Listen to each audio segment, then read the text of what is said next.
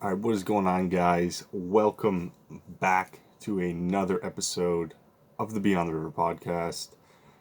As always, your host, the handsome, the devilishly handsome Tyler Olro. No, but seriously, what's going on, guys? Today, as you're watching this, as this goes up, I'll be out doing some steelhead fishing with my dad, so I'm really looking forward to it. Water levels are dropping. We got a big rain last week, Wednesday and Thursday, Friday, Saturday, Sunday, and now Monday. We're good. The weather was good, so water conditions have been dropping, especially on the bigger creeks. The smaller creeks cleared almost right away. Those tend to clear in a day or two.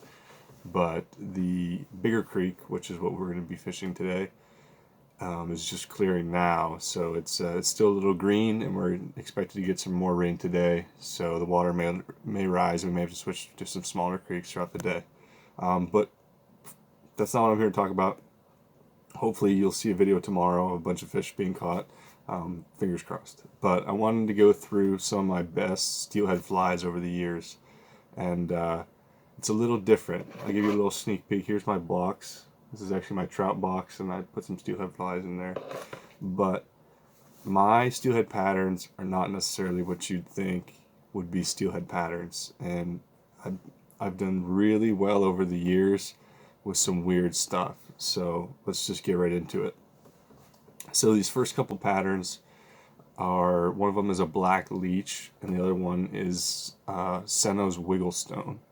And well, obviously the Wigglestone is a stonefly impersonation, and the leech is a leech impersonation. But for steelhead flies, I particularly like the color black. Whether it's a big black stonefly nymph, which isn't, whether it's the Wigglestone or it's not the Wigglestone or it's the leech, just black patterns, especially in colored water, stick out really well. Even in dark, dirty water, they stick out well. You're going to get a really good silhouette in the water. That's going to make it, the fish are going to see that silhouette. It's going to make your fly super visible to the fish. And, that's what you need under low light conditions.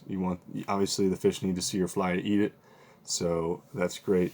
And usually those patterns are, they're obviously a little bit bigger patterns, as you can see, and you'll see compared to the other flies. Typically you get a little bit more aggressive bites out of them. You're a little bit more sure that you got a bite. Whether you're using a float or you're nymphing for steelhead, usually, the takes can be somewhat subtle, whether it's just a pause or your indicator and you need to set on that because it's a fish, or it's just a sudden hesitation in your sighter and you set on that. Some of these bites on these bigger flies are just bobber down. Like, there's no doubt, there's a fish on. So I really like those patterns. And typically when I'm fishing a tandem rig, which I typically do, I'm personally a math guy. Like, I love probabilities. Obviously, if I'm fishing two flies, there's 2 times the probability of catching a fish on one of those flies. And I usually like to run one of those bigger, either the nymph or the leech, just to kind of serve as like an attractor, and then potentially you just get the fish's attention, and then they eat the smaller pattern that I usually put either below it or behind it, depending on how I'm feeling that day. But the next pattern is specifically for low water conditions. I was very surprised last year. I was fishing in Erie. It was early October. Actually, it was this time last year. I just saw the photo on Instagram. It was a year ago yesterday. And we fished super clear, crystal clear water. The water was low. It was a sunny day. And there was pods of fish, but they didn't seem to be eating. Well, at least they weren't eating the normal stuff. They weren't eating eggs, or whatever normal junk, people throw at steelhead. But I tied on my trout flies. Like, I tied all these eggs going to Erie for steelhead. I tied eggs, Steelhead, they love eggs. And I get there, eggs aren't working. I tie on, I think I tied on a size 16 Frenchie. And first cast, I hooked a steelhead. He came off, but I caught a couple later. But I've come to love small nymphs for steelhead. Specifically, the one pictured is an olive France fly. I've really come to love the color olive, whether it's an olive France fly, and an olive blowtorch, which is basically almost the same thing with some soft tackle, and then a little bit of an orange tag off the bend of the hook. But I really love small olive nymphs, typically in size 16 or 18. You do need to fish better hooks when you fish size 18 and 16. Your normal trout hooks will bend out. I've lost some big fish due to hooks bending out, and it's not fun. I promise you, it's not fun at all. So moving right along, the next couple patterns, you got your eggs, obviously. It's predatory instinct for steelhead to eat eggs. I feel like that's all I really need to say about that. Everyone kind of understands that steelhead eat eggs. Mix your colors up a little bit.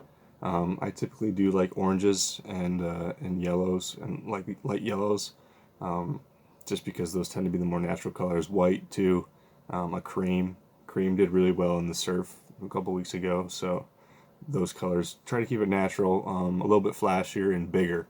Go bigger when the water's dirty, smaller when it's clear. So then the squirmy worm is another, just catch fish in every situation possible, and fish eat worms, plain and simple. They eat worms, and the squirmy worm is probably one of the best flies for steelhead, for brown trout, for just about any fish. I'm sure you could put a bobber on and float it down and catch a smallmouth bass on a squirmy worm. It's just an all-around good fly, and I keep it in my steelhead arsenal as well. But the last fly might be the most surprising for many, and again, this is one of my best flies.